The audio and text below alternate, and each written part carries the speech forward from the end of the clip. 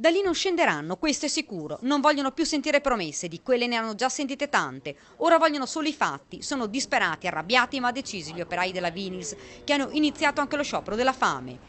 Noi abbiamo contattato al telefono Nicoletta, che si trova sopra la torre a 150 metri di altezza. Qua sembra che in Italia funzioni così, devi fare una cosa eclatante perché qualcuno ti ascolti. Siamo arrivati alla disperazione. Ormai stiamo sparando le ultime cartucce, non ci rimane altro da fare. Una situazione che preoccupa non poco anche i sindacati.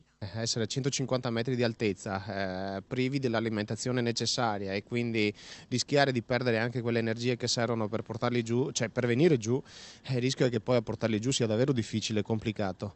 Accordo sì, accordo no, prima la speranza, poi la delusione, la trattativa sembra tingersi sempre più di giallo. Questa è l'ultima tappa di un percorso, ci dice Meneghetti, non possiamo permetterci di fallire. E noi non possiamo permetterci il fallimento dell'azienda, non possiamo permetterci la morte della chimica locale, non possiamo permetterci che la petrolchimica e la chimica di base in Italia vada a remengo solo perché purtroppo qualcuno ha in mente altri tipi di interessi. Dietro queste persone ci sono aspetti umani che forse a volte non vengono presi nemmeno in considerazione. Ognuno di loro ha una storia, una vita, una famiglia e stanno lottando per non perdere tutto. Nasi all'insù, si guarda la torre, le figure da quell'altezza sono piccole piccole, ma il loro coraggio, quello è immenso. La parola ancora una volta passa al governo, ma il tempo delle chiacchiere è ormai scaduto. Gli operai hanno già smesso di mangiare.